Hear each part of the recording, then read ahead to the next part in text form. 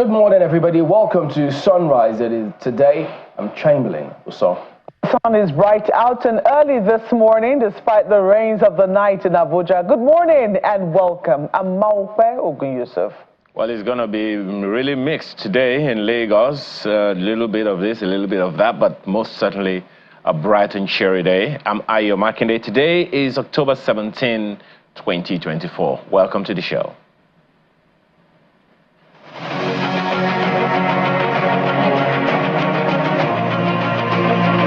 So it's the morning after the unfortunate incident in Jigawa State. But this road out here leads to that town.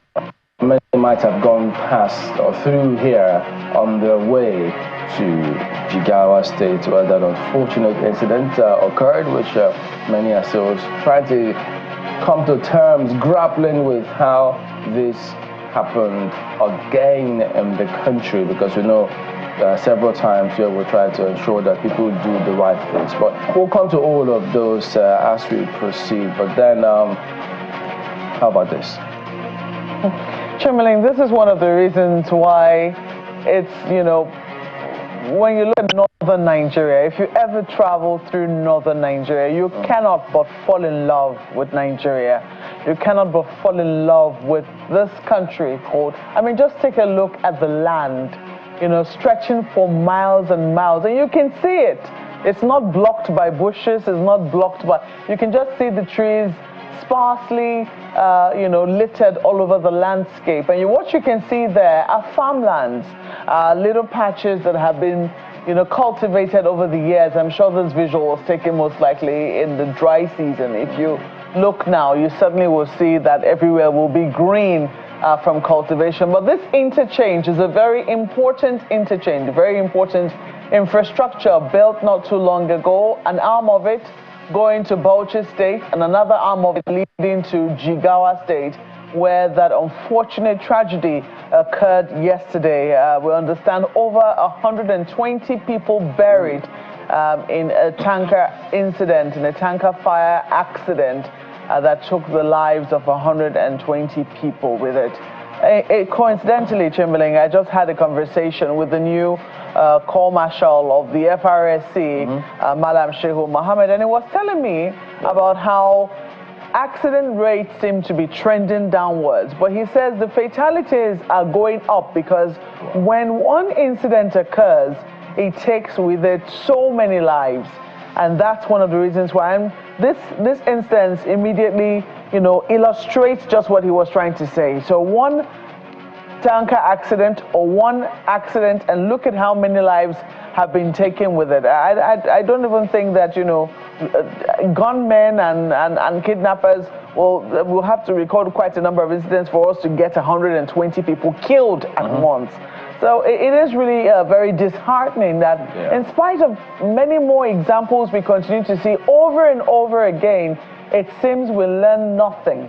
It seems that education is really yet to trickle down, that whenever it is we see a tanker accident, we should go far away from it. Is it from JC in Warri, how many years ago? And this is how many years down the line we still haven't learned. Our people still haven't learned. The question is why? That, tankers on the roads are moving bombs. It is very, very sad to see. But this is what we have, the visual there, very appealing, really in contrast with the gory situation recorded in Jigawa. Ayo.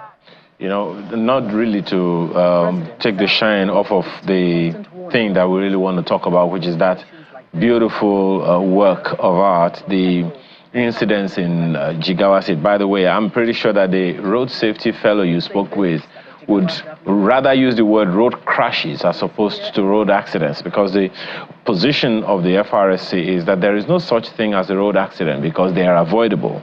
So they are road crashes. An accident is something you don't see coming. And if you do certain things and they don't line up with certain parameters, something that there are going to be, consequences. But, it's really very interesting, Chamberlain and Malcolm, because on the one hand, we are praying for very good infrastructure. On the other hand is how we use them. Look at that road. You can't get on that road and not be tempted, to floor the pedal, occasionally. Particularly for those who they call, speed demons, those who just love a road that is very smooth and straight and easy and nice. Going both ways, I mean, you really just want to floor the pedal. But then we have all been warned about what we need to do to ensure that we don't lose more lives. And that irony that you pointed out, Mark, is really, really very instructive. But yes, I also agree with you totally that when you look at any part of our country, there are unique beauties for each part of this country. And the North, you were spot on about that. But Chamberlain, what's happening today? Well, today we'll find out what the Senate, President of the Senate, did ask the NOA to do something. So we'll seek to hear from the NOA what is it how they intend to approach all of these matters and see, of course, get back to Jigawa and also get updates. We see that there are reports that they may have risen up to 150, 153 thereabouts. So that is huge. That is alarming. So we can't afford these kind of scenarios. But let's take you through some of the dailies this morning.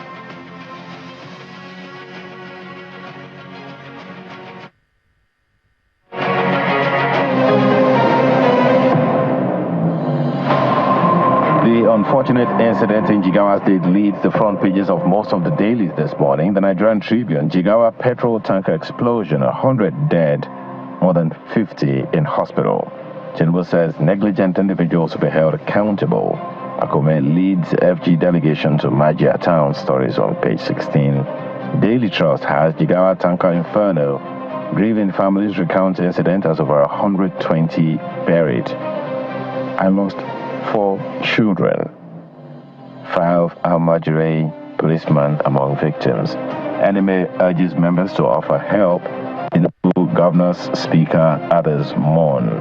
The pictures, the details right there on the front page of the paper. More details on the inside pages. Nigerian News Direct has the same story. Jigawa tanker explosion, 140 victims laid to rest, 90 in hospital. FG orders investigation, demands review of fuel transportation safety protocols.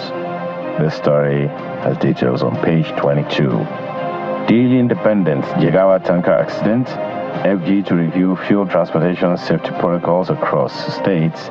140 killed in Jigawa tanker explosion, get mass burial. Tinubu dispatches delegation, directs emergency aid. NMDPRA probes incident.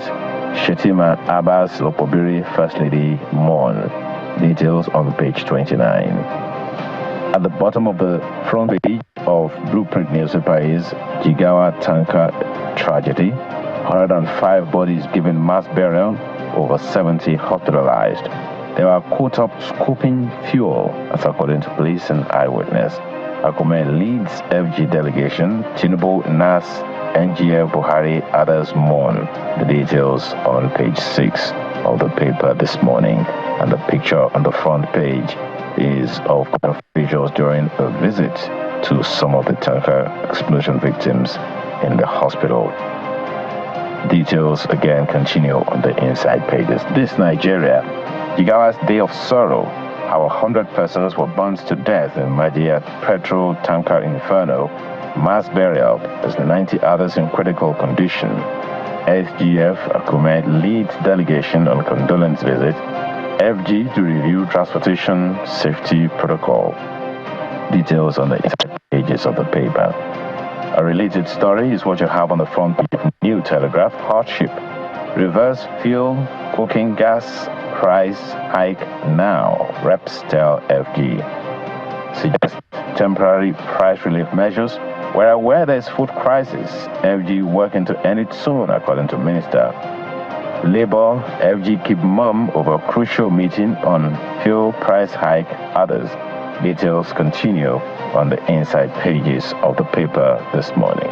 If you look at the front page of the Guardian newspaper, opposition in disarray as internal crisis batter PDP, LP, NNPP. Story is on page 6. And the details on the inside pages of the paper.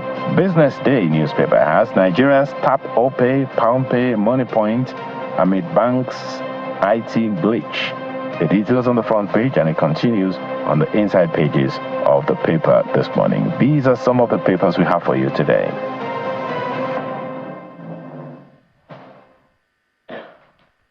Well, I'm taking a look at the front pages this morning, and it's really hard for me not to notice what's on the front page of New Telegraph once again. I mean, it has to do with cooking gas. It is. Take a look at this. Hardship, reverse fuel, cooking gas price hike now. Reps tell federal government. They have a number of writers that story. Suggest temporary price relief measures. Where there's food crisis, federal government working to end it soon. Minister. Labour, federal government keep mum over a crucial meeting on fuel price hike, others. And yes, we do know that there was a meeting between Labour yesterday and some ministers of government, amongst them the Minister of Information, the Minister of Finance and Coordinating Minister of the Economy, and I think the Minister of Trade and Investment was also there. But as it has been reported, it's unclear just what that meeting was about. But the Minister of Information says it's a proactive meeting, to make sure that we have a smooth working relationship between themselves and Labour. Because really, when you take a look at what is happening, almost every month, Chamberlain, I go to fill my cylinder, it's a different price every month. The only thing I can thank God for is that the company I go to buy from, they have a loyalty reward system.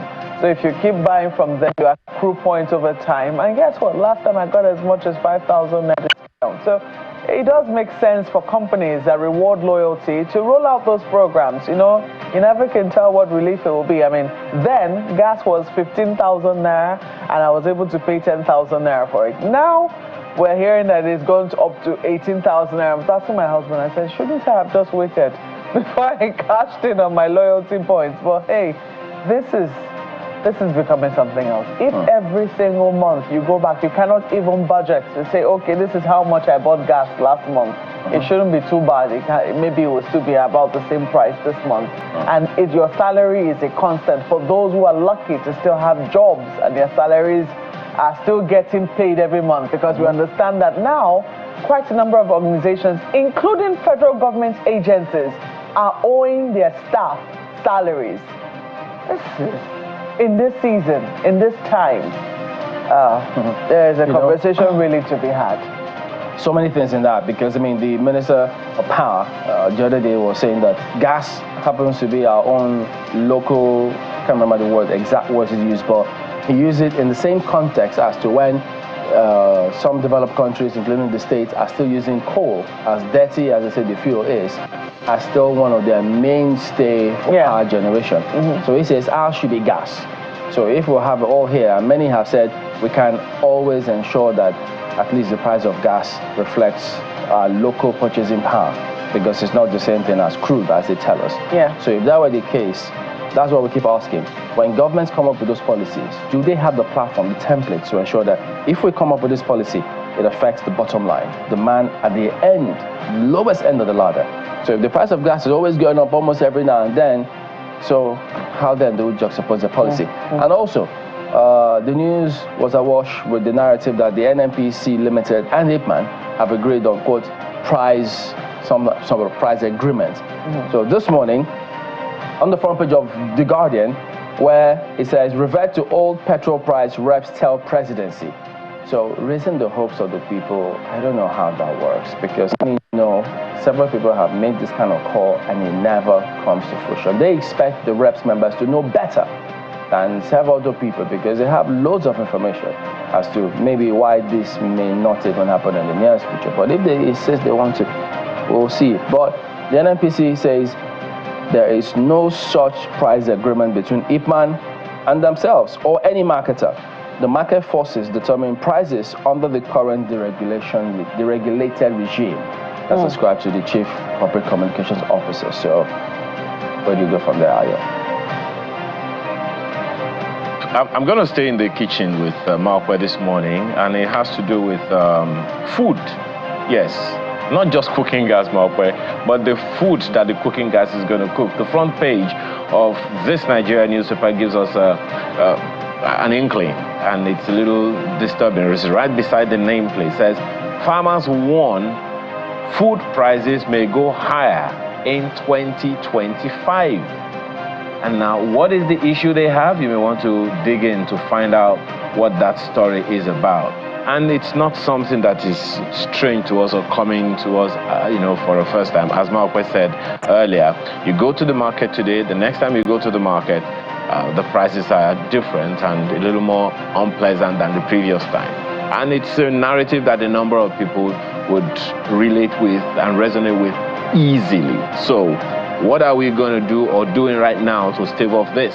Again, it speaks to our need to ramp up production, food production in country. Food crops, cash crops, we need to ramp up as quickly as possible. Every initiative, Chamberlain, you remember you were pointing out those agricultural initiatives during the Jonathan administration that really didn't, catch on as quickly as it should have and was probably not even sustained by the successive, governments. So these issues are not going to go away without being addressed. Who needs to do something about it? I guess time is going to tell, but we all know the governors have a huge role to play in this matter because we can't expect just the federal government alone to do everything.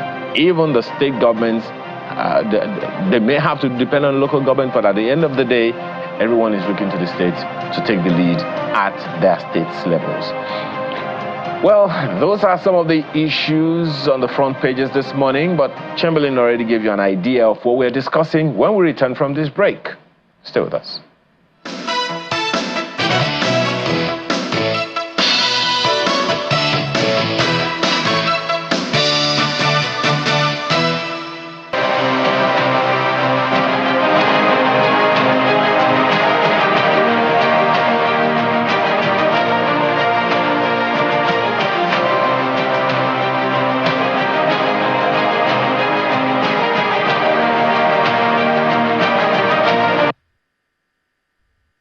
Call on the National Orientation Agency and other relevant authorities to carry out adequate sensitization on the dangers involved in these hazardous practices. Call on the Federal Ministry of Humanitarian Affairs and Disaster Management and the National Emergency Management Agency, NEMA, to provide relief materials, to the victims of the inferno, that is the survivors. Those in support of prayer one say aye. Those against say nay. The ayes have it. So the unfortunate incident, the numbers are still adding, just keeps going up. So this morning, some are reporting 153 casualties in that incident, unfortunately. Well, yes, you heard the President of the Senate refer to the NOA. And so we've got the Director General joining us virtually this morning. Good morning, and thank you for joining us on the program today. Yeah, good morning, Chamberlain. Good morning, Malpe. Good morning, viewers. Yeah, so earlier in our opening sequence, we did wonder, just as the Senate also highlighted partly there, this is not the first time, and probably, who knows, if this kind of scenario happens again, you may see this number of people, almost the same kind of herd mentality that we see around tanker spills. And something really is wrong in terms of how we respond or react, how we conduct ourselves around these kind of incidents. So the President of the Senate is of the opinion that the NOA, you have a role here. So what do you say to this? Yeah, I could see you're asking a question, but the sound is not coming through. So I didn't hear a thing. How about now? Is it better now? I'm sure there's a technical issue there. Okay. You may want to check. I didn't hear anything. The sound is off. Oh, okay. We'll double check that and just see. But can you hear anything now? No, I can hear you clearly now. All right. So just as the President of the Senate did say there, he's asking the NOA to go in there and do a job because it's seeing clearly how we conduct ourselves around accidents, scenes, scenarios like this really leaves a lot to be desired. So how do you respond to the Senate's directive? Yeah, well, that's what you would expect when things like this happen. There has to be some immediate measure. But I think at this period of this unfortunate incident that is still unfolding, what is important is how to ensure that we reduce this calamity as much as possible, and ensure that those who have survived but in critical conditions are attended to, and the immediate family and the community is supported in a way that they will find some relief. The issue on ground is beyond just enlightenment or sensitizing people. That's why in the last 1 year, we understand the need for value orientation. This is about our values. You know, I don't know how we got to this stage that you know, the complaint we had in the past was how people had no reason to even do damages to things that belong to the country. But now we have gone to the extent of not even having empathy for ourselves. We should first, you know, consider the fact that the products, the petrol itself, the PMS that spilled over, belong to somebody. That's a misfortune that has befallen a business concern. And the typical Nigerians, you know, in the past would rather be showing empathy to the person who has lost his product and his investment. Not to talk of even now trying to take advantage of somebody that has this kind of misfortune. So it's about our values. And it's not just about this fuel thing. You know, it's so unfortunate that this number of people will have to lose their life, you know, over this kind of thing. And it's not about poverty. It's about our values. You know, it is the same reason why somebody would go and steal something that belongs to the public. You go to the Third Mainland Bridge, remove the relay list and sell. You go to the rail track and remove the track and sell. You know, it's about our attitude, you know, to things like this. Because how much fuel would anybody get from this? And we have the experience. You know, they say experience is the best teacher. We've had this happen before. So how much enlightenment does anybody need other than, you know, seeing this kind of thing happen and see how people have lost their lives in numbers in the past, and that we still did this. But we cannot be blaming the dead. You know, we have to talk about the living. So we have to talk about how we need to have a new orientation in terms of how we see life, how, you know, the duty of care that we must have for ourselves. You know, I think the consideration for any citizen, first and foremost, is to consider that somebody has lost an investment, you know, and the empathy should follow. And even if you're not going to show empathy, you should not seek to take advantage of the misfortune of your fellow citizen. You know, so, but you know, this is not the time to address issues like this, because it's a national money. You know, so we are in a state of mourning, and we should be concerned about how to ensure that we mitigate whatever damage, you know, and ensure that those who have survived and need help are provided help. So we can. Pardon me. I imagine that ever since you assumed office, yourself and the team must have done a lot of analysis, SWOT analysis, in terms of how you want to approach your job, what you should do, when you should do it, where, and how to go about all of those. So could you talk to us then? Has it always been like this? Have we always responded to issues like this? Because many talk about previous days. Well, I know many remember MAMSA and the kind of orientation we had. So has it always been a challenge? When do you think things changed? And in terms of how you approach it, is it easy yet difficult, or what for you?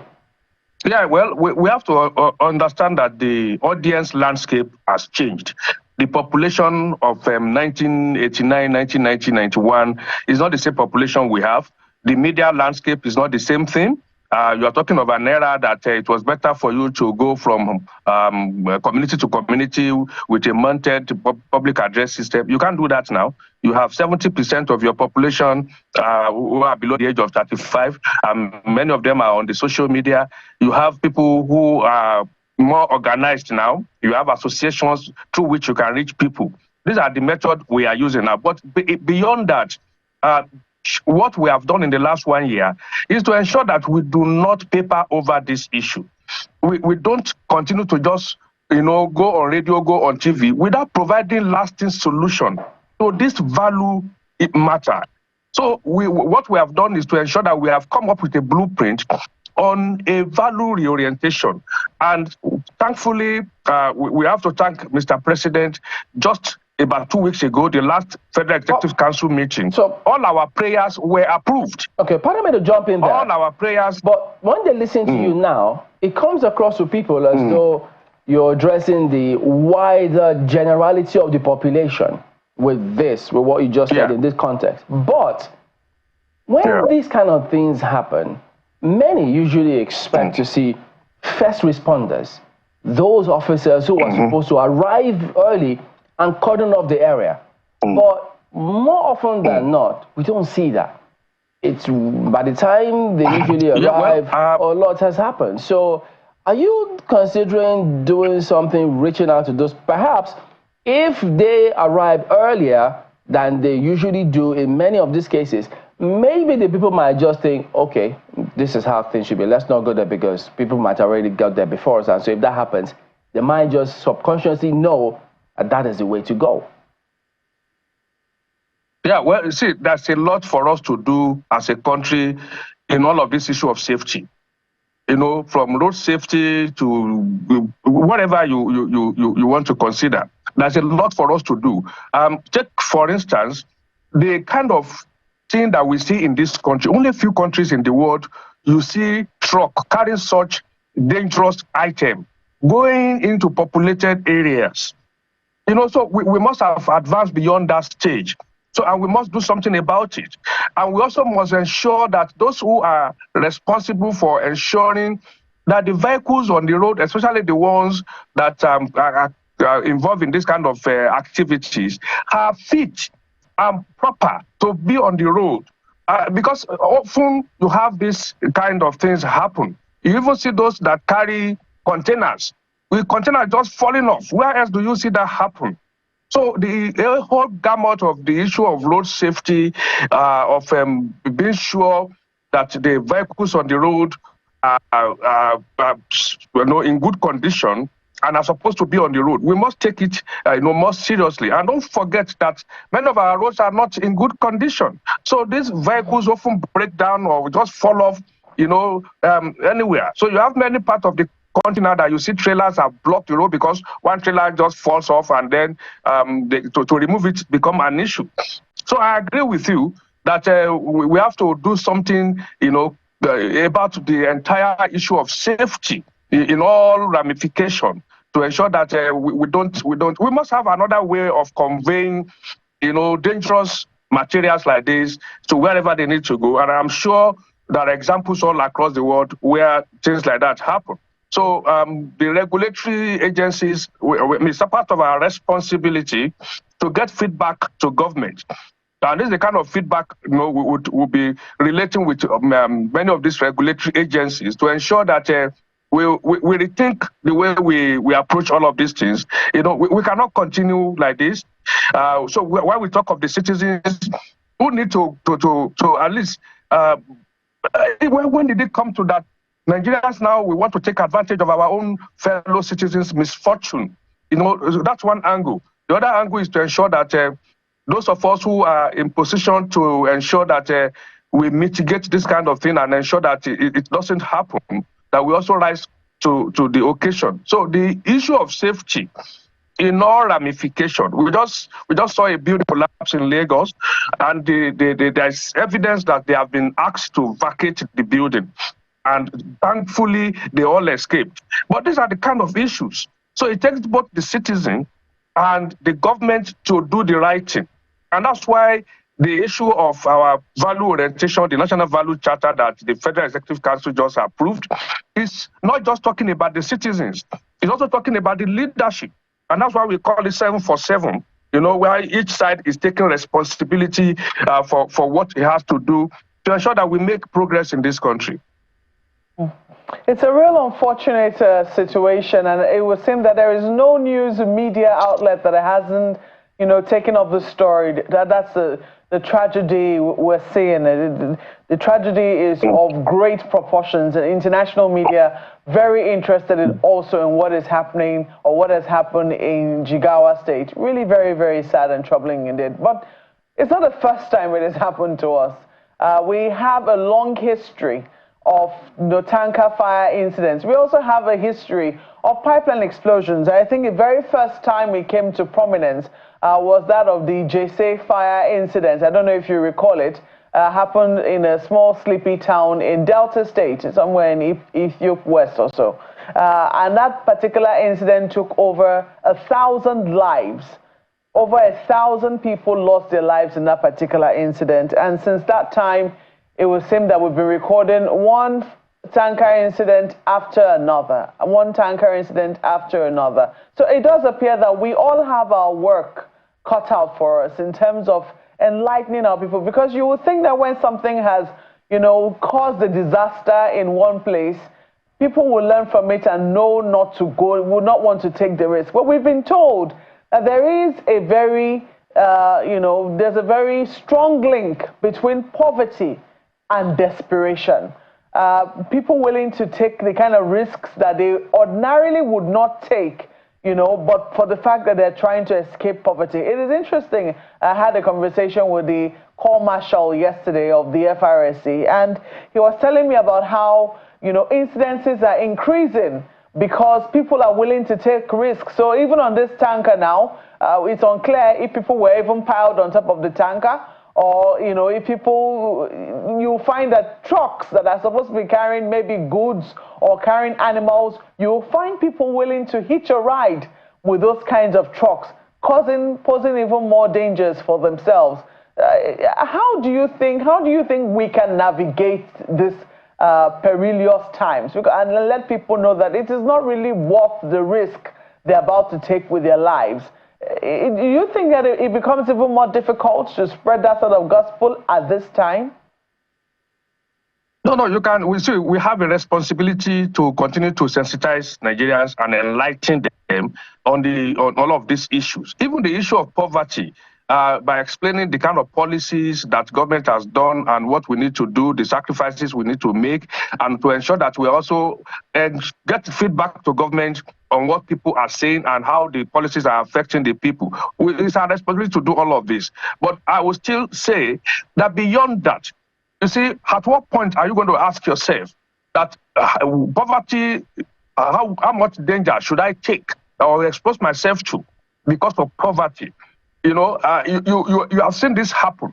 So at the point of, are we so, I have to be careful, but are we so hungry that death appears to be the option, because it's an obvious choice that we have to make. So I think it's an attitudinal issue that has over the years, crept into us. And so we need to address this beyond just the symptoms. All these that we do are symptoms. They are symptomatic of, a deeper issue of attitude, of how we do not have, that duty of care. We do not show duty of care to our fellow citizens anymore. When you see even a truck carrying things that are not dangerous, but products that belong to somebody else, in Nigeria, not to government, you see Nigerians taking advantage and going there to steal this thing in public glare. So this is more attitudinal than whatever. Because the just example that you gave, that was several years ago. So how long has this poverty been with us? And to what extent has it driven us to now see death as the obvious choice and the only choice? So I think we must be more holistic in how we handle this issue. And that's why we don't want to paper over it.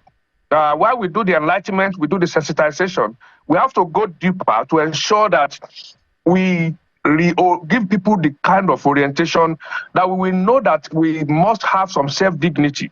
We must have some respect for ourselves. We must have some pride in ourselves. I remember those years growing up as a kid in schools. Some of the songs that we were taught about this moral rectitude has to do with That's a particular song that says, I would rather enslave myself to survive than steal or take something that does not belong to me. So this was how we grew up. All these have been taken away. Our values have been eroded, and we must bring it back.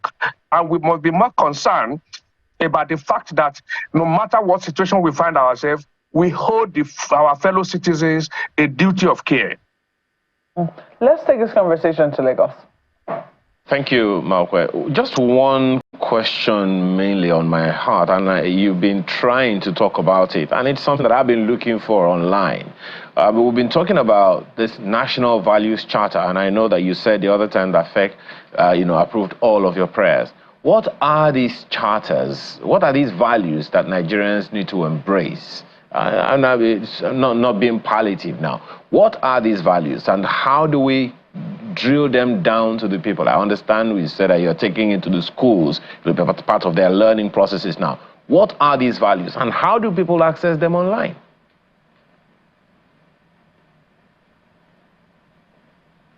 Can you hear me, Mr. O'Neill?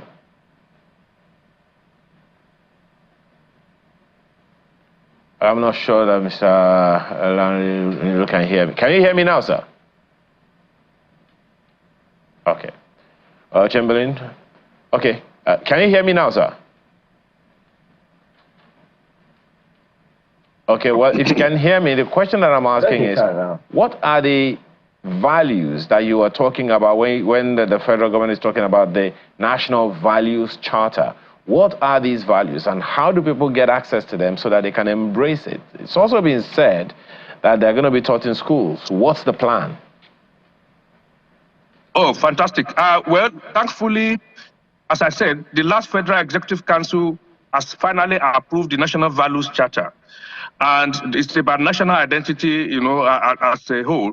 So what we have been doing, and everybody in every state, now all our staff in all the 36 states and FCT, in the last 10 days, have been on the street. We've had, in all the states, stakeholders engagement, we've had town hall, we've had press conferences, and in all the local government, the 774 local governments, all our staff have been mobilized. They have been doing advocacy visits to traditional rulers, religious leaders to spread this particular, news of the values and educate everybody about the value.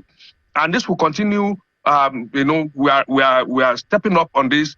We go to schools, we go to everywhere, and we are in the media. Including the channels, So we are doing all of this because we have the approval now.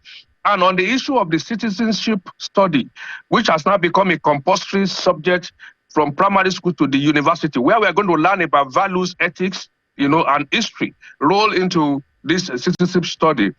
We also got approval for that at the Federal Executive Council, and I must commend the Federal Ministry of Education. Within 3 days after the approval, we sat down. And I can tell you that of the primary school, the curriculum for the primary school is ready. And that is going to be rolled out very soon. And we are already working on that of the secondary school as well. Yeah, because it's about, we must have an identity that tells us that we are important first as individuals. What are these values? That's the question that I'm asking. What are these values in, if you can just itemize them one after the other?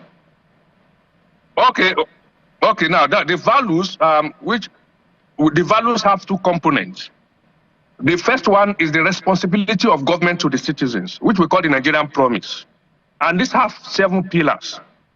Because in the past, all efforts at value orientation were targeted at the citizens alone. But this time around, it takes the two parties the two sides to come to party, the government and the citizens. So the government is taking responsibility and making certain promises upon which we can hold the government accountable. And these 7 promises includes equality, includes the issue of democracy, includes meritocracy, all the issue of justice, issue of security. There are 7 pillars. And if the government, everybody who has found himself in position of authority, fulfill these 7 promises, you have covered whatever you need to do as government for the citizens. Because we say patriotism cannot be enforced. You must motivate it. It is what people see that will motivate them to be patriotic. And that's why we are not just talking about the citizens. We're also talking about what the country is putting on the table through those who are in positions, of public offices. Then on the flip side, you have what we call the citizen codes. That is the code of conduct of the citizens. And the number 1 item on the 7 items of the citizen code is duty of care. And that's why I've been reiterating the issue of duty of care. That first and foremost, everybody will hold each other that duty of care. And if you go to the hospital, what is you expect interesting, to get that duty of care. My apologies, Mr. Isolilu. We've run completely out of time. And I think, just as you have said, the duty of care is number one. Awesome. Get online. You will see people giving, citizen to citizen, giving each other things. And I'm hoping that, that is something that will percolate down, continuously. We definitely have to bring you back to talk about this, Mr. Isolilu, to educate Nigerians more about this thing. Can we safely say then that the education or the orientation has started? Lanre Isolilu, DG, National Orientation Agency, thank you so much for your time this morning. So, well, Chamberlain, Markwe, I guess that's on the one hand. On the other hand is that we just have to keep doing what we have to do, right? The economy is definitely not smiling. Absolutely. And as a matter of fact, trying to change some of this narrative and how we conduct ourselves around scenarios like this, it's something that really needs to be addressed. And so Honorable Jerry Damara is here with us in the studios. He is the Chairman, CEO of Mesotho Group Limited. He's also public policy analyst. Good morning. Thank you for coming on today. Thank you very much, Chamberlain. You deal with Thank groups. you, Malpai. Yeah, you deal with groups of people when you're doing several things, including construction. So perhaps understanding the mindset of, the crowd may also be of importance to ensure that we get things right. So for you, if we could just get your response to this before we move on, what do you think should be key in terms of either what we need to do or how we need to pass messages across to people to ensure that they understand, notwithstanding the circumstances that we all faced with, they understand that their life is, if not more valuable than whatever it is that may be occupying their mind at that point in time? Yes, Chamberlain, I would like to add up to this. Let me talk about myself. Most of the things that, is very, very outstanding in my life, I got the orientation when I was in school.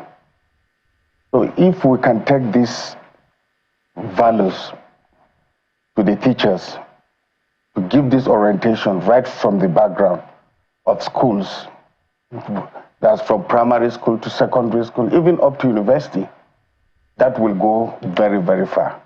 Because that's the only area where you can find people and get them to their mind, and you can now put something on their head and they will grow up with it.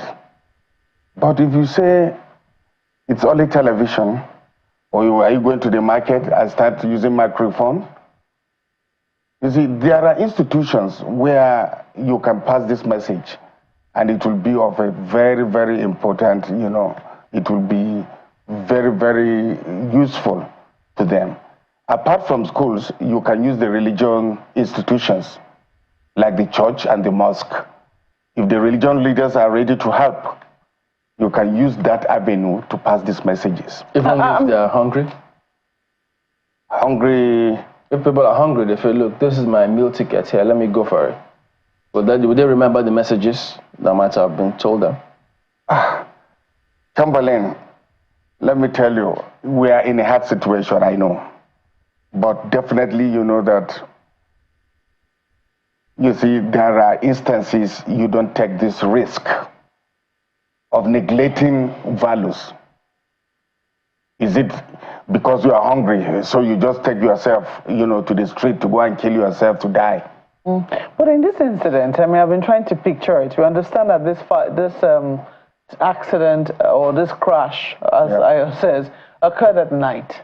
And, I'm just wondering, at that point, who would have taken leadership to say, you know what, nobody should come close to this tanker? Somebody needs to have taken the initiative to actually, appeal to people and make sure that nobody goes close to that tanker. From your own dealings with communities, who do you think would have taken leadership at that point? Because sometimes all it takes is one person to start scooping, and that person will say, oh, this person is doing it, nothing is happening, and before you know what's happening, that's when the fire occurs. But if leadership could have come in maybe early on and, shown example or, told the people what to do, maybe this could have been averted. From your own dealings with communities, what level of leadership do you think needs to have come in to have prevented a disaster like this? It's very unfortunate, Mokpe, that this happened. And I agree with you here that Nigerians are very hungry. And because they think they will take advantage of that tank and get petrol to go and sell and survive, they didn't even reason that this is a very, very dangerous, risk they are taking. Because petrol with light, anything can happen at any time.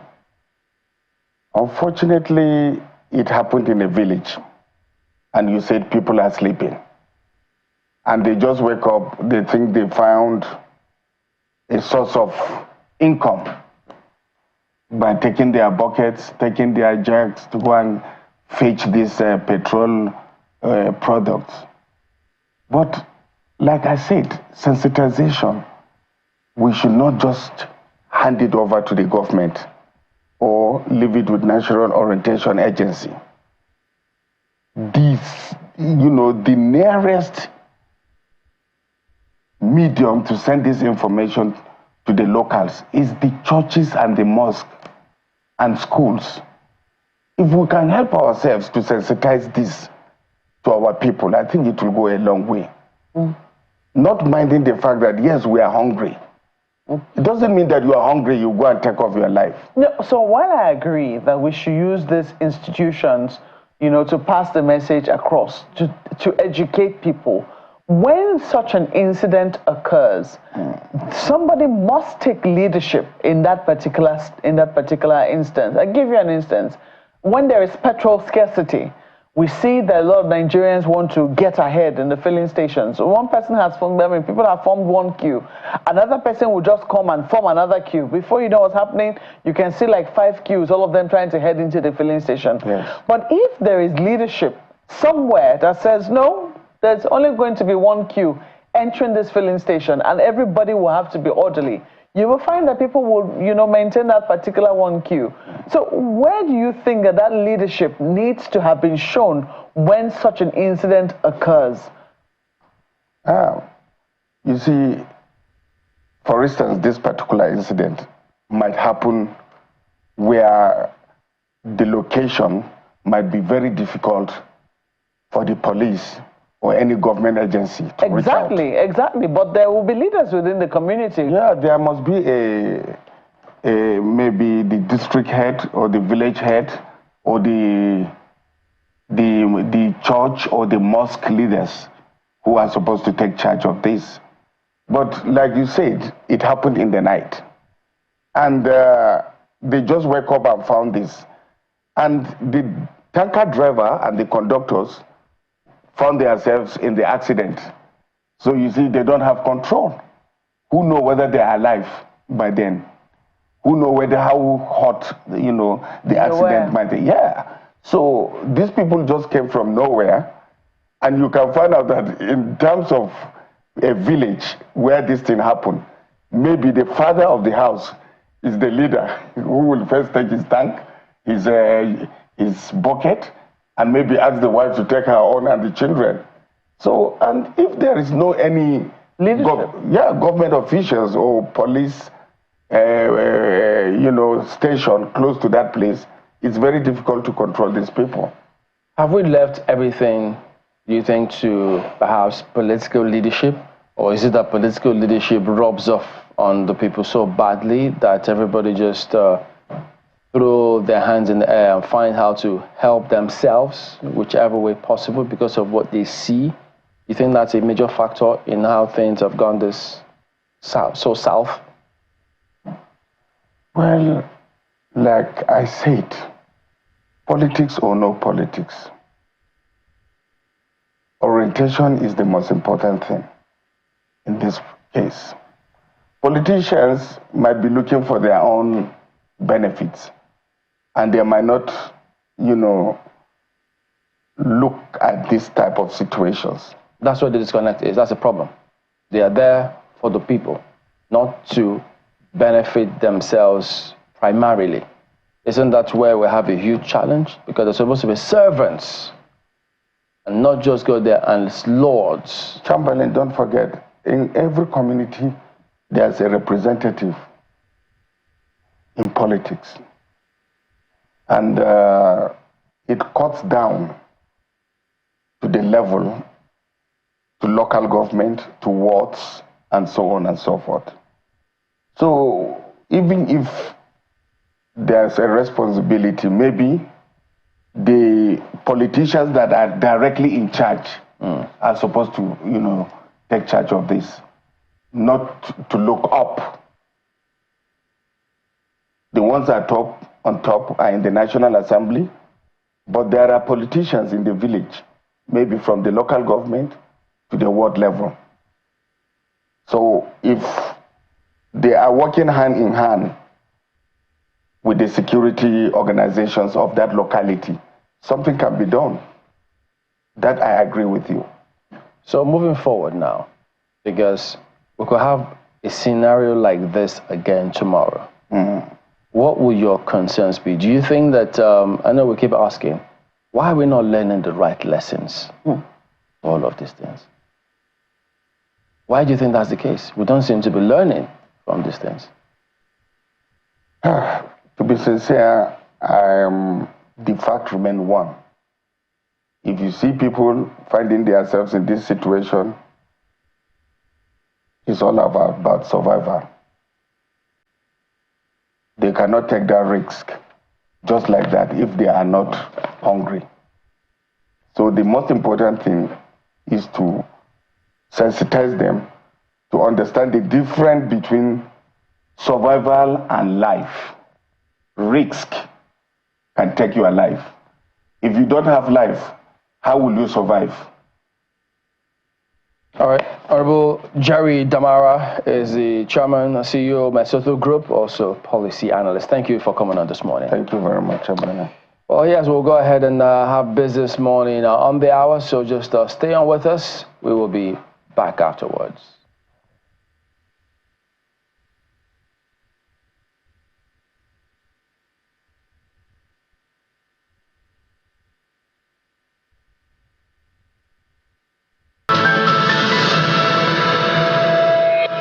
Good morning, everyone. Welcome to Business Morning on Sunrise Daily. We do business for just about 30 minutes before we head back to the Sunrise Daily studio. I'm in John Mekwa. We start usually from the global space. We tell you oil prices edge high on Thursday from 2-week lows, with investors eyeing development in the Middle East and more details on China's stimulus plans, as well as the release of official U.S. oil inventory data.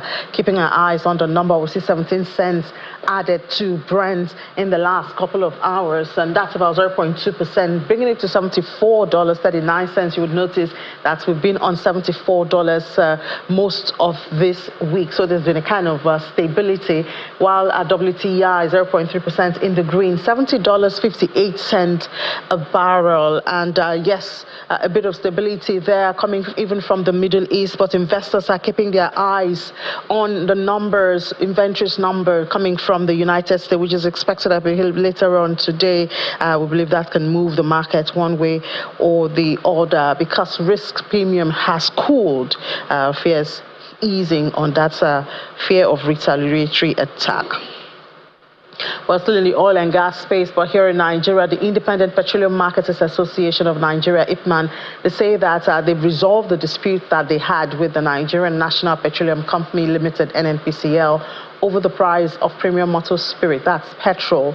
The resolution, which is confirmed by the national president of IPMAN, Abubakar Garima, it was done yesterday in Abuja, follows an intervention by the Director General of the Department of State Services and includes a price reduction of PMS from 1,030 naira to 995 naira in Lagos and other states. I beg you want to ask the question, is subsidy now introduced here? Who's bearing the cost?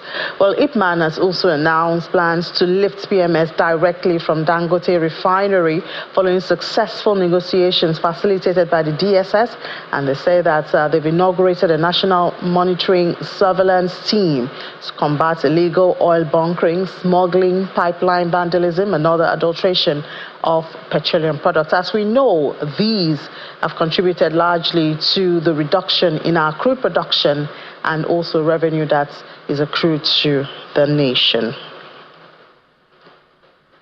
Look at Naira now. We see depreciation in the market for both NFEM and NAFEX. 0.04 reduction for NFEM, and I believe that's about 72 kobo. So not so much. We see closing at 1,659.69 kobo, while for NAFEX it's bigger than that, 0.97%, to close at 1,501 naira 12 kobo. But the difference there, not so much, even though we know to keep our eyes on the NFEM. That's where you have a bulk of activities when it comes to the currency. Wonder if there'll be a CBN intervention today, but I guess there's a bit of stability, so we may not expect that. But we've lost that 1,005, which has been our resistance point for a bit. Now, in response to growing financial strain on Nigerians caused by high energy and transportation costs, the Ministry of Finance Incorporated, Creditco, also the Nigerian Consumer Credit Corporation, and the Presidential Initiative on CNG, PICNG Limited, they've joined forces to launch a total of 10 billion naira credit access for Light and Mobility Fund for Nigerians. They call it CALM. The new fund, which commences with 2.5 billion naira, aims to provide affordable credit for Nigerians to obtain CNG conversion kits and other energy-saving solutions, making essential services more accessible to Nigerians while promoting sustainability. The fund will enable Nigerians to obtain loans through participating financial institutions, providing a pathway to sustainable energy without the financial burden of upfront costs. Therefore, Nigerians are encouraged to explore this opportunity by applying for CALM Fund loans through participating financial institutions.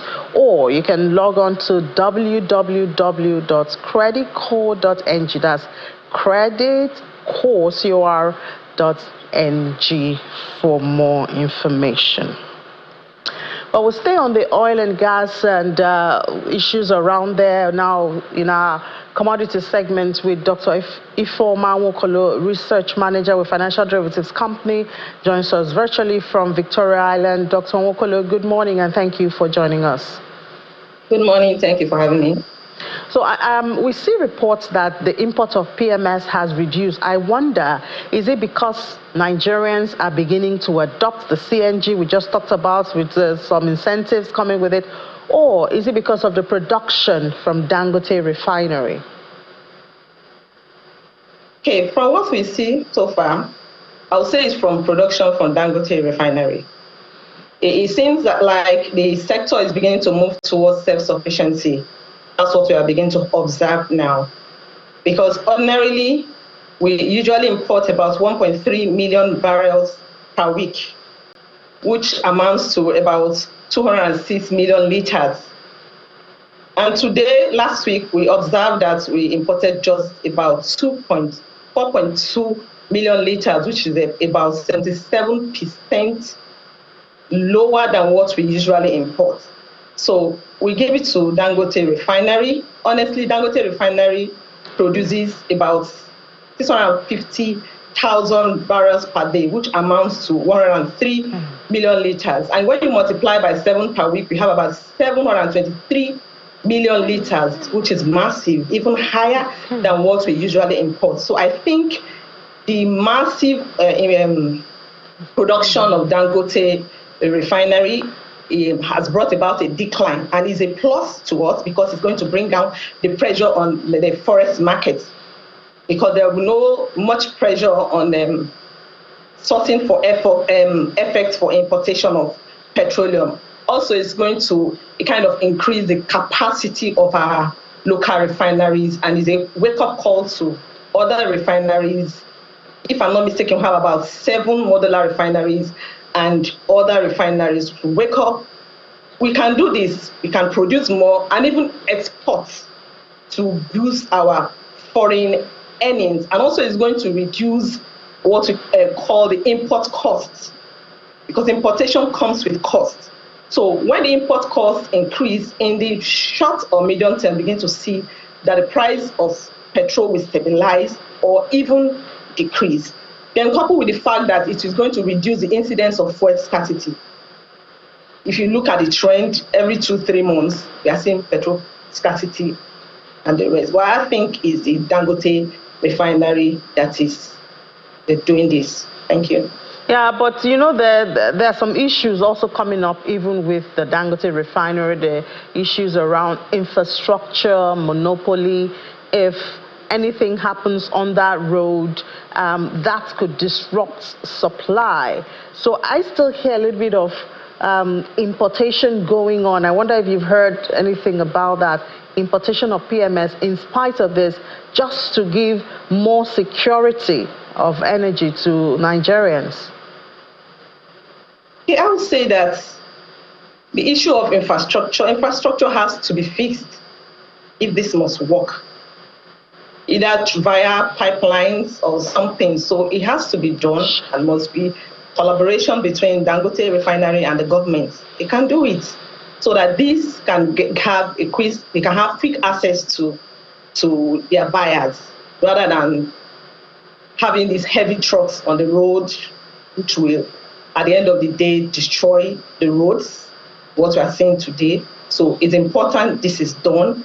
And it's also important that the issue of monopoly is not even supposed to complete. We'll have other refineries, like I said earlier, is a wake-up call to other refineries. And other refineries that are not functioning, government should make do to sell them out to, interested buyers who want to buy this refinery, so that the issue of monopoly can be ruled out. Yeah, well, I wonder if investors will really find it attractive at this stage, But there's also another related issue, which is the Shell deal. We hear it's been blocked. Do you have details? Have you heard anything? Okay, for the Shell deal, which was rejected by the regulatory bodies. In fact, these regulatory bodies know the capacity of each sector or each of these refineries.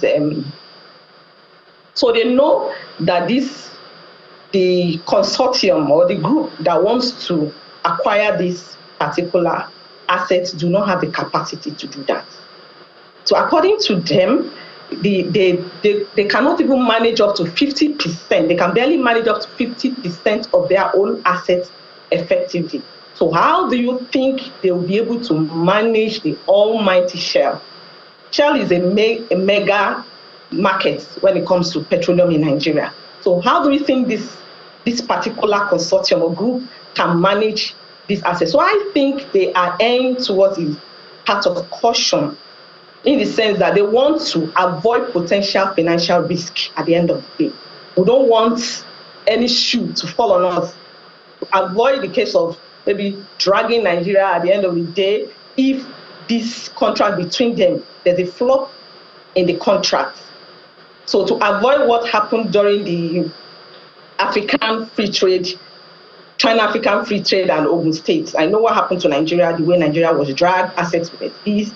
So I think they are aimed towards, yes, caution. And most importantly, I begin to see that these regulatory bodies are beginning to see the importance of our regulatory environment, because there is need to stringently scrutinize this particular anybody that wants to buy, to ensure that they have the capacity or the ability to acquire this significant asset. Shell assets is a very significant asset which must be well managed and managed effectively. So I think that is why they are stepping it down. All right. Let's look at commodities now, especially with the reduction in imports of PMS. The impact, what are we seeing with price of commodities? I think we have some of them right here. Yes, we know that inflation increased for September, but when we look at domestic commodity prices, it's mixed. We still have the harvest season, but we have the Naira depreciation also as a factor. So I guess that prices are mixed right here. You have more details on those, the price of commodities, domestic commodities. Yeah, in domestic commodities, we have mixed prices. To be honest with you, prices that are declining are prices of perishable commodities, tomatoes, pepper, onion. But when you come to other commodities, you begin to see that even though we are in harvest season, prices of yam, potato are beginning to increase. You see the price of rice going as high, that's long grain rice going as high as 120,000 per bag. A bag of beans, 120,000. This tells us that the hike in the price of petroleum is beginning to have a pass-through effect on the logistics costs, on transportation, and this has begun to exert what we call an upward pressure on food prices. And we begin to see it begin to overshadow the benefits we are supposed to have during harvest season. We are not seeing that benefit because it's already overshadowed by high prices. And we're going to see prices increase further because already we're in the ember months, and they expected that commodity prices will begin to increase for Christmas season. And also the weak Naira is also playing a role here because importation is going to be quite expensive because of the weak Naira, and this will pass through have a pass-through effect on prices. So even though the importation of petroleum has declined, we are not going to see, it does not result to a decline in the price of petroleum. No. Yeah, it's just so availability. I guess we should just celebrate the availability first. Exactly. And we can talk about affordability later. Thank you so much, Dr. Ifeoma Nwokolo, Research Manager at Financial Derivatives Company. Thank you for having me.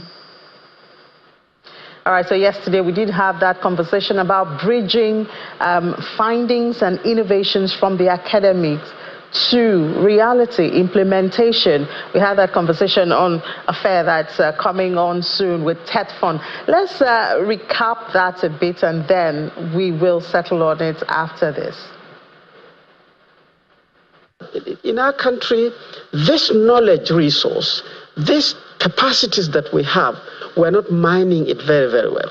I can honestly tell you for free that if you go to any first-generation university, Ahmadu Bello University, University of Ibadan, and so on and so forth, and you ask them within the 10-year period, for the last 10-year period, show me the number of papers or reports, conference presentations, journal publications that you have done over these years, it probably would fill a lecture theater. But if you ask the question, out of all this knowledge, how much of it is helping our farmers to produce better? How much of it is encouraging dairy farming in Nigeria? How much of it is making young people manufacture equipment to power small-scale farms, like was being discussed? Then you start getting questions. This connection is the difference between industrialized countries and developing countries. And this is what TETFund deliberately wants to crack and create that linkage. That valley of death, we have to build the bridge. So there you have it, TETFund Fair coming on soon. So, you know, there are two sides to it. So there's the academics, those who do the innovation, the research and the innovation, and then bringing the investors right there. And TETFund is standing in between. So let's bring in, well, you saw them 2 days ago, winners of the Nigeria LNG Prize for Science 2024. Please do come in, Enioko and Olajide Otitoji. I know longer visitors. This is the second time we're having you this week. Yes, but I wonder if you know about that Tech Fund Fair, because they're referring to, obviously, people like you, your work, coming from the universities and the polytechnics, but actually making a difference in real life. Yeah. Let's start with you. I think you. Well, I would say Tech Fund is not, if anybody that is in the research space, I think Tech Fund is not a new thing. You will have heard about them because they do a lot of sponsoring of Nigerian lecturers to study in the UK and other parts of the world. And I believe they've been doing a very fantastic work. As regards what Tech Fund is trying to do, I think they are trying to bring researchers and innovations all across the country to maybe Abuja for a period of 12 months for what they call a TED Fair. So, which is, I believe, is a very good thing. At least they are championing and trying to bring everybody together to see that they are doing something that can benefit the country. But what I would think, or I would advise, is that after Abuja, after the 12-month program, what comes next? It shouldn't just be 12 months, then everybody should go back home. So because research is a continuum thing, it's something you look at 12 months, after 12 months, maybe 2 years, what is our goal, what do we aim to achieve, and down the line like that. And maybe not only in Abuja alone, because everybody cannot just live there, every part of the country, and go to Abuja and stay in Abuja for 12 months. Maybe you can have 6 geopolitical zones to start with, maybe some in Lagos, in Abuja, or in Port Harcourt, or in Kano, so that every researchers in other parts of the country can also be a part of this. And it's not just everybody traveling to Abuja to stay for 12 months. 2 things, beyond 12 months, what are they trying to do? And try to make as much as possible to see that these things are also replicated in other geopolitical zones so that it can go further to other researchers that might be in those areas. All right, Annie, well, I mean, you're asking for more, but at least you have the attention of the Nigerian energy, which is why you're here as winners of the 2024 Science Prize for Science. Now you have TED Fund. Do you, as someone from the academics, do you feel that your research, your work, your innovations, do you feel that perhaps you're beginning to get attention that might eventually lead to you making impact in the Nigerian economy?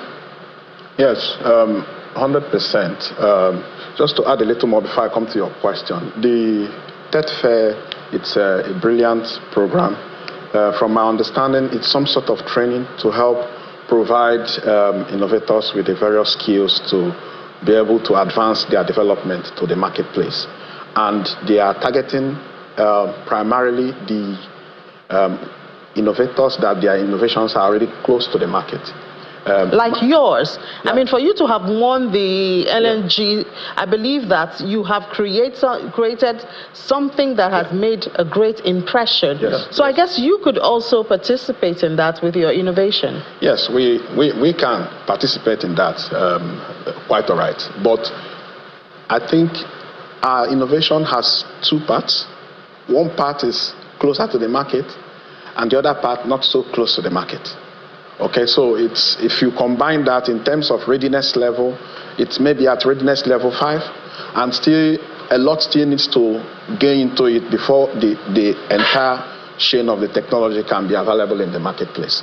The TED Fair, it's a program that I believe should be integrated within the institutions, within the universities, at institutional level. Innovators, researchers at different levels of development should be able to access this type of training. It should not just be for people that their innovations are already very close to the market. Okay. And the other point is that, like in the UK, the Research Council used to have this emphasis on what they call high risk, high reward research. What that means is that there are some research that are high risk. High risk being that the chances of success is low, but if you do succeed, the reward will be enormous. Okay? So sometimes as researchers are at the point of starting off, you are not thinking about the market so much. You are thinking about making it work in the first place. Once we can make the technology work, and then we can now try think about bringing all the people that will have the skills to actually then scale the system or technology from that point to the point where it becomes available in the market. And it's for that reason that something like the Tech Fair program should be integrated at the institutional level and should be ongoing.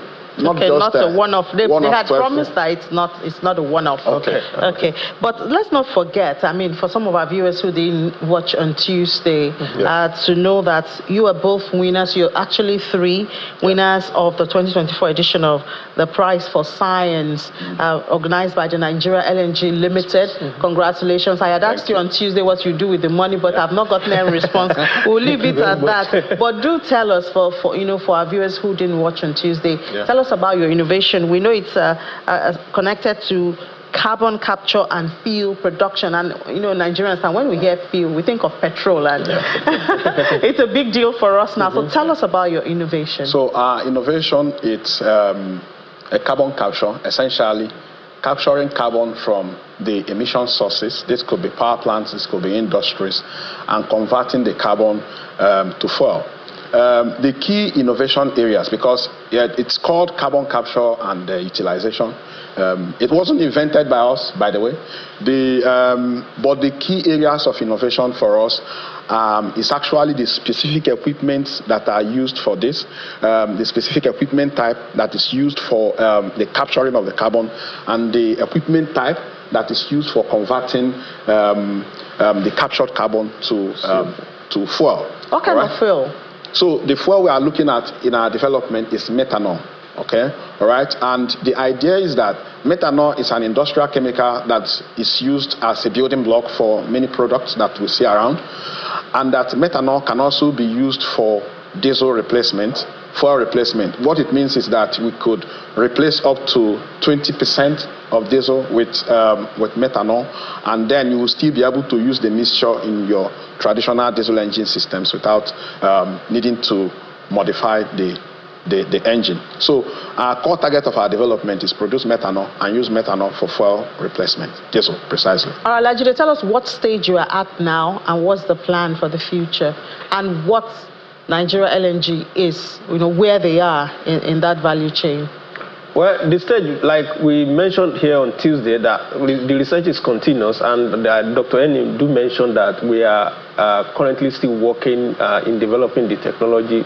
Just like he mentioned, there is a grant that he will be leading and in further developing this technology. And actually, there is a Nigerian university that is involved, Afebabalola University, just as he mentioned. So we are still working, and on the other sideline too, we are working with Total Energies also, as regards this, in Total Energy France, as regarding deploying this technology in one of their offshore facility in France. So the research is continuous, and we are continuing to develop it. As regards LNG, I think LNG has done a very wonderful job in giving us the visibility, in giving this project visibility, in giving us individuals, researchers, the visibility that we need. And I believe, like, what they have is they have this continuous engagement with their the past winners. So, which we believe that even though we are winners now, there is still continuous engagement with LLNG. They organize workshop. I believe that we will still be coming to speak and to also do some other engagement with LLNG. So there is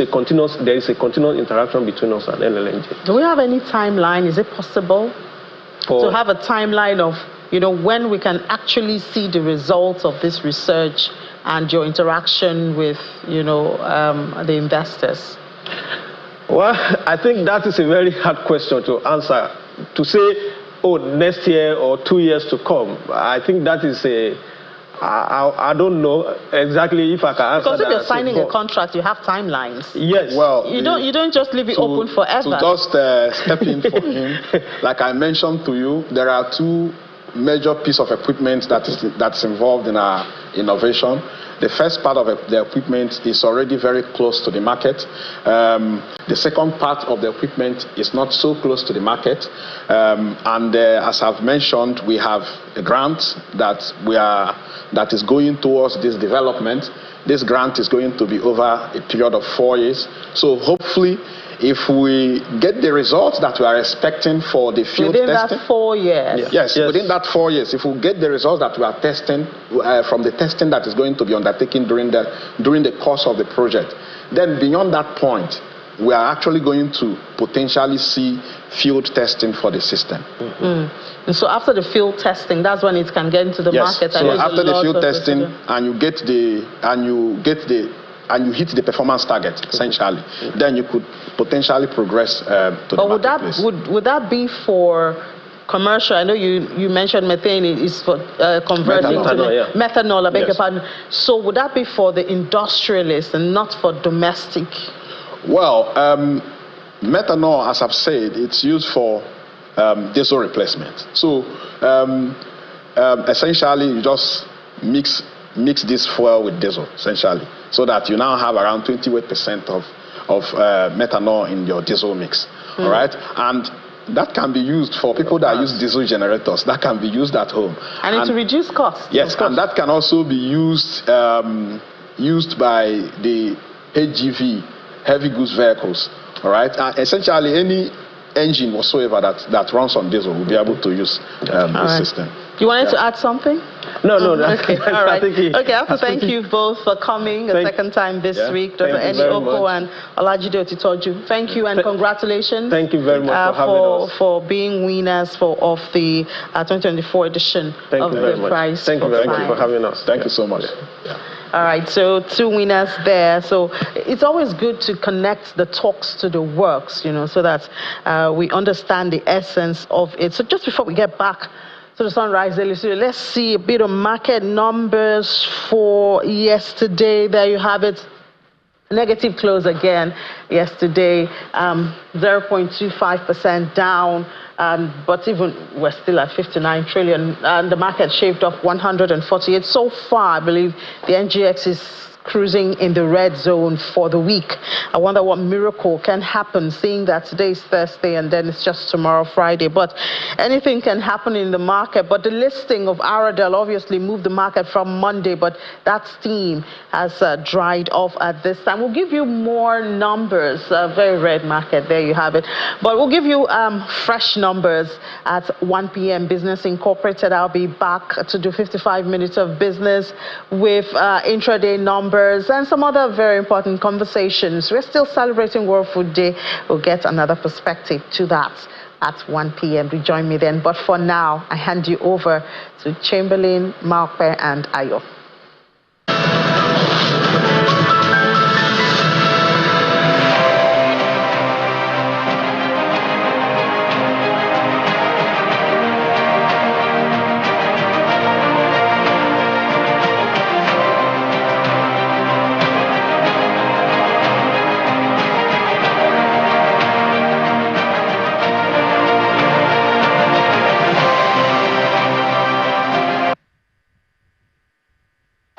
Engagement in the last 3 years have been enriching and rewarding, particularly with speeches from people around the world who admonish us to stay the course in the implementation of current reforms. I was also thrilled by the frank discussions and no-holds-barred submissions made by the panelists at the plenaries. I was represented in Nasarawa last week at the meeting of National Council on Development Planning, and it is reassuring to note that state governors, honorable ministers, permanent secretaries, director generals of government agencies, directors of federal and state MDAs, civil society organizations, development partners, as well as captain of industry are interested in our development trajectory, and they are willing to participate, as indeed is confirmed by the participation in this year's summit. Well, yes, indeed, the Minister of Budget and Planning, Atiku Bagudu, talking about several issues, including, remember, he also did highlight that the decline, the economic challenges have been arrested. I know he used the word arrested in one of the forum, still in the same NESG. But we'll talk about that and more. We're joined here now by Laulu Akonde, former presidential aide. Good morning, and thank you for coming on today. Good morning. So, before we go to what the minister says, I would like to start off from that quote. There is no vacancy in government, in the presidency, as the president and the VP are out of the country. So Mr. Ononuga put up that statement, and he did say, for those who think it's new, it is not new. He also did reference in 2022 when the president and the VP were not in the country at the time. Right. Talk to us about it. Well, I think the ideal thing is for us not to have a situation where both the president and the vice president are not in town. That's the ideal situation. And I remember that, for the 8 years, that I served, that happened once, during the time of the burial of the Queen, which also fell the same time with the hunger, and I knew how the communication between the president and the vice president was quite, checking on each other to ensure that somebody gets back. Now, so in the 8 years, they managed, to ensure that, for the most part, one person is always on the ground. I know quite a few times when the vice president had to really just wrap up, foreign trips because, something has happened, the president will have to travel. And I don't think that, we don't have the same situation here. I'm sure that both the president and the vice president, that is President Tinubu and Vice President Shetima, I'm sure that they're also trying to see how to make things happen. But on this occasion, and I think this is the second time, based on what Mr. Ononuga said, that this has happened. It's not ideal. It's not ideal. But I think, in my own view, and this is where my view comes in, I think we still have a very serious problems of a sustained trust, in the relationship between the president and the vice president. You mean now or generally over time? Over time. And you must give kudos to President Buhari, who actually, for about 4 or 5 times in the first time, actually handed over power to his deputy when he was going on vacation. But there was one famous one that there were controversy as to where that didn't happen. Well, so in the second time, it didn't happen at all, and many people believe that it was because of, some of the things that happened in the last time. But you still have to give him the credit that he actually will say that, look, 5 times he said that, look, I'm going away, I'm going on a vacation. And that's what the Constitution says in Section 145, that whenever, that's how that section opens up, says whenever the president goes on vacation, okay? But we must also say that the idea of having a working vacation, which then enables the president to keep power even when he was on vacation, also started with President Buhari, which is what President Tinubu is now building on. But I think the important thing to public interest is that, look, let us try and attain the ideal. You have a president, you have a vice president. It's important that at least one of them is on ground. Because let me tell you, the work of governance, especially at the federal level that I have seen, requires a lot of hand-holding, requires a lot of coordination.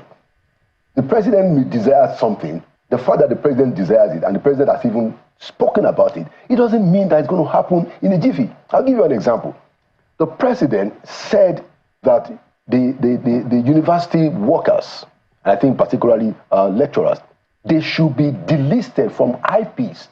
IPs is the system that they use, to pay every Yeah. The president and FEC in December last year, they just did it. This is October. They just did it probably last week. It took about 10 months after the president and FEC between December had said this should be done.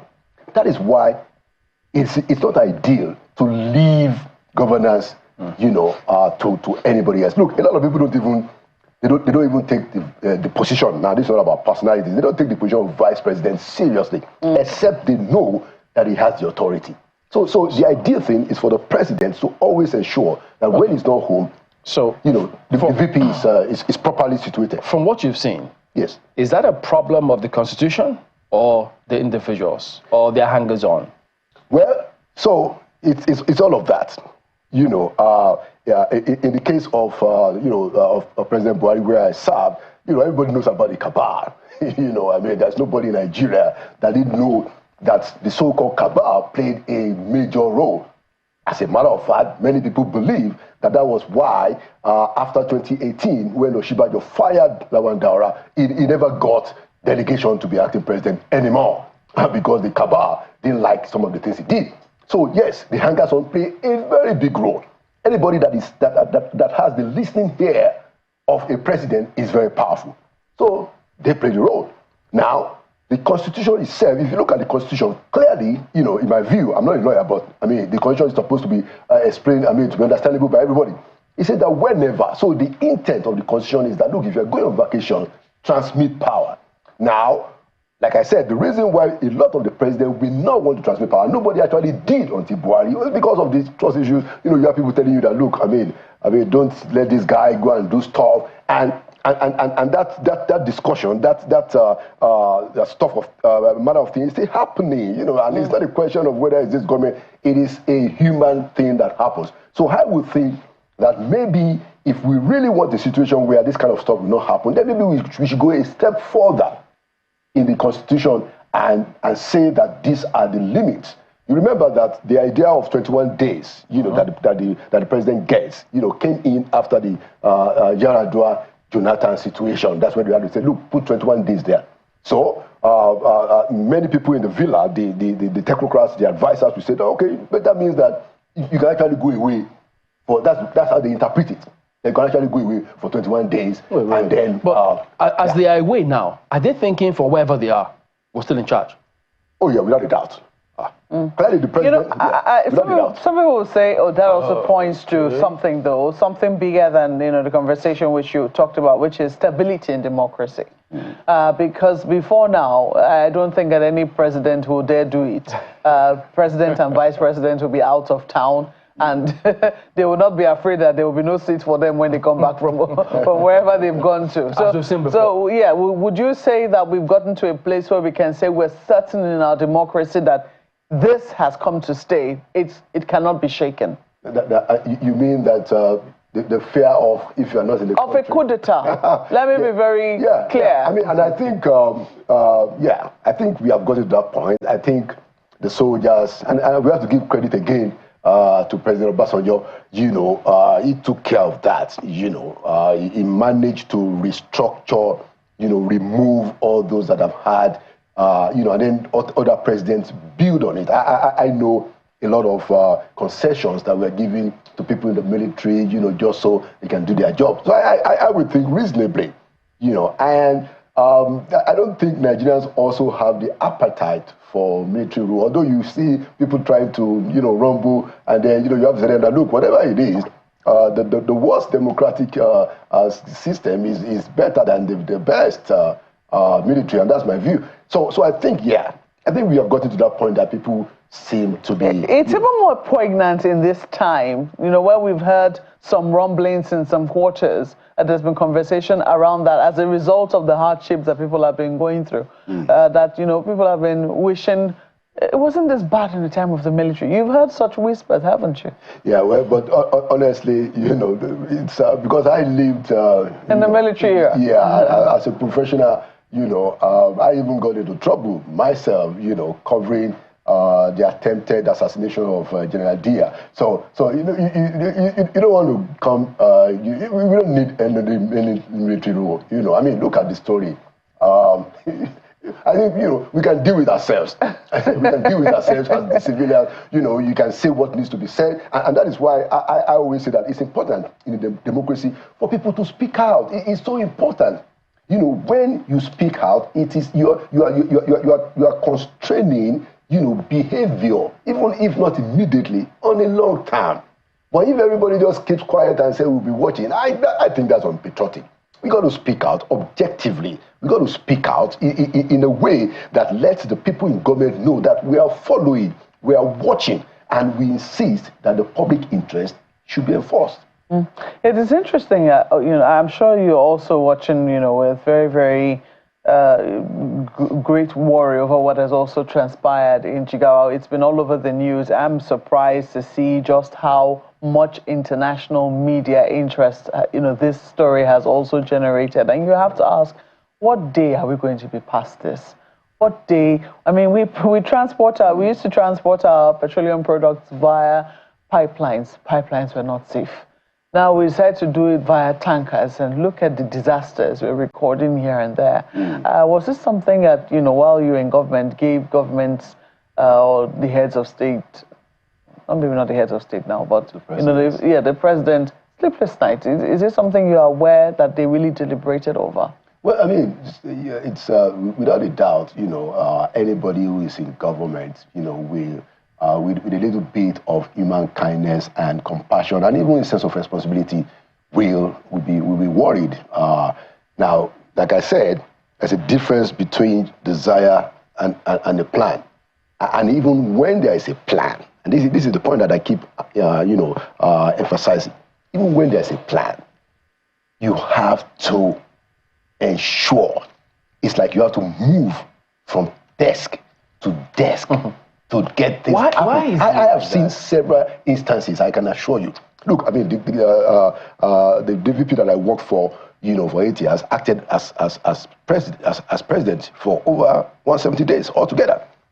So I get an idea. Even when you are acting president, when you are president and you say this is what you want, you must give your aides the responsibilities of following up. They have to be pushing it from place to place. This is what the president said. You move it to the next. That is what it takes. So to get things done. To get things done. And that's why we always scream that, look, there is no coordination. In this particular administration, coordination is poor.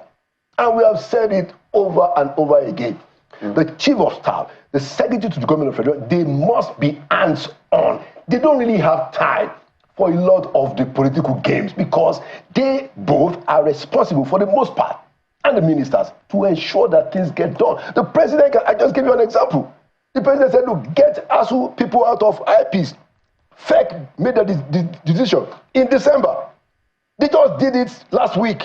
Does he in October, 10 months after? Yes, that was when the accountant general announced at the conference. But the challenge is, so what would you suggest as a way out? Because it doesn't always have to be like that. If it's taking 10 months to just carry out this, what we call a very basic directive, how much more if it's got to be a major policy change? That's that's exactly what I'm trying to get at. That look, if for something that is simple as removing them from IPs, when they have even proposed alternatives that government has stress tested, they propose UTAS, that we can use it. It's already set up. The government has tested it. They see that it's good. But then it still took. So you must have people around you who are committed to the work. I mean, we see how it's done in Britain, in US, even in a place like Rwanda or Ghana. We see the way these things are done. When you have a presidential appointment or you work for the governor, it's serious business. Because guess what? The president cannot do anything more than to make a directive. He holds the power to say that is what should happen. It's the people that are around him that will have to do the legwork to ensure. And his own responsibility is to make sure that those people are there and that they are doing the work. So if you then have a situation where guys are just playing around, people are committed to other things, people are trying to take care of themselves, I didn't come to Abuja to count houses, this is the kind of thing that you hear, people in responsible positions say. They say, I didn't come to Abuja to count the number of bridges. This is what people are saying, and I'm not saying not just in this government. It's ridiculous. It's ridiculous. So the work of the government is urgent. Those who argue that we need a young and fit president to perhaps move the needle, all of those things, this is what they'll say, well, you see, we have a point. Well, I don't think it's about age, really, honestly. I don't think so. To the extent that if the person is able, his mind is alert. And I think, President Tinubu's mind is alert, whatever it is that we've seen. He has shown that the mind is there. It's not about age. Yes, if you are younger, it's better because you have more energy. Yeah, energy, but also you find that younger people, you know, they want consequences for action. They are impatient to see results. So it was something that when people are elderly, they seem to allow, they take it easy, they seem to show more understanding, they you know, you don't see consequences. If you have aides around you whom you are giving directives, you're making pronouncements, and you're not seeing the needle move, and nobody is getting fired. Nobody is losing their jobs as a result of the fact that I have said something. 3 months on, nothing has happened. Business as usual. It's business as usual. Somebody's head should be rolling. So some people will say, oh, it's because elderly people are more willing to show understanding. They don't want to sack people. They're thinking of those kinds of things. But it would seem that younger people don't have that kind of time. Well, you know, it's, you know, you could argue the issue, you know, back and forth on that. You know, you have also instances where young people have also shown other kinds of skills, quote unquote. So I said, yes, if you are younger, you have more energy. But if you are older and your mind is good and you got the mandate, you can actually bring the people to do it. Just ensure and insist that they get the job done. Talk to us about this. I mean, I don't think we've ever asked you this. When after President Buhari came into power, I think it was the first 6 months. Yes. When everything seemed to just fall naturally in place, and people expected, oh boy, you better behave yourself. I don't want any trouble. Yeah. We had power supply. It didn't blink, for the most part. On the roads, people conducted themselves. They said, oh boy, it's a different thing now. So let's see. Maybe this might be the new way forward. After a while, they said, well, nothing's happening here. Everybody went back to what they were doing. What happened at that time? Well, I think it's the body language, the way Nigerians read the body language of whoever is in charge. You know, president at the federal level, governors at the state level, and even ministers. People read their body language, and it's very indicative because you'll be surprised how much people are willing to use the body language to do. You know, you'll be surprised. Everybody say, oh, this is the body language of the president, therefore I'm going to do 1, 2, 3, 4, or I wouldn't do 2, 3, 4, 5 because of the body language. That was what happened. You know, because people said, well, look, I mean, we all knew what this man did when he was head of state. I don't want trouble. You know, some people actually went into hiding, you know, and those who didn't go into hiding, they gave their best behavior. They were running when nobody was chasing them? Oh, well, I mean, hey, Chairman, you know about it. Yeah, so people make a lot they draw a lot of implication just from body language alone. You know, I think that's what happened there. Let me see if I can see Ayo's body language. I'm not sure if... Well, I have to ask this body language. What is your body language saying, Ayo? Tell us. My body language is development. And Mr. Akode, you know, there is this angle to this whole governance conversation. You know, people talk about corridors of power. Yes. And, you know, our priority when we come on this program is governance, impact, direct impact of policies.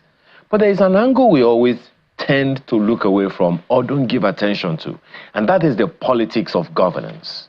Now, I know you would understand it. There may be some dynamics you want to help us unravel, so at least people can understand why things tend to be slow or convoluted sometimes. Talk to us about the politics around governance, because those who say certain decisions have political implications, and consequently, they don't see the light of day and stuff like that. Yeah, well, do you want to give an example, you know, that will illustrate the question, if you do have? Well, nothing comes to mind readily except an example that I heard once of this idea of the agro-industrial zones in the Jonathan administration, which the Minister of Agriculture then brought up. But that because, from what I gathered, because it had the word industrial in it, the Ministry of Industry was interested, and that issue died at the time. Just, you know, one of those likely things. I get it. Yeah. So that's helpful. Yeah. Yes. And this happens a lot. You know, at different levels. It happens at the level of, oh, that's supposed to be my responsibility. It happens at the level of vested interest who want to have a pie. of the whole thing. It happens at the level of all kinds of other power bosses. Iran an issue, and people around the president, they are always the ones with the upper hand. It's always the question of who can speak to the president, who has the president's ears, the governor if he's in the state. So you are right. A lot of these things go on in government, and it's everywhere. It happens everywhere. I have seen instances where an idea comes from, say, a minister or even a sitting vice president, and some people around the president think that, oh, look, don't let him be the one that is running that show, and several times they just hijack it and try to do it, even if it wasn't their idea, because they see some benefits, they can identify certain interests, personal interests that they may have or benefit from the stuff. They take it over or they want to run with it. And at times, some of the programs are cancelled or improperly executed. Yes, this happens a lot. And let me tell you, Ayo, it does so because we haven't taken ourselves seriously as a people in terms of insisting on good governance. There is no consequence for not delivering good governance. A lot of the people in society who can really have a voice, they too are waiting for the opportunity to just be able to get in there, and get their own stuff and go away. And this is the problem with our elite. Yeah, well, just a second, Mr. Akoni. You talked about interests, and that's germane. Yeah. Now, because why this buzzes my head sometimes is, you all are in the same political party. You ought to have a manifesto, a development plan, and a trajectory that you intend to go. So how come political interests still upturn those permutations when at the end of the day it is supposed to add to the credibility of the political party? So how significant are these interests in not just delivering good governance for the people, but in the interest of the nation itself? Oh, well, very, very significant, I must tell you.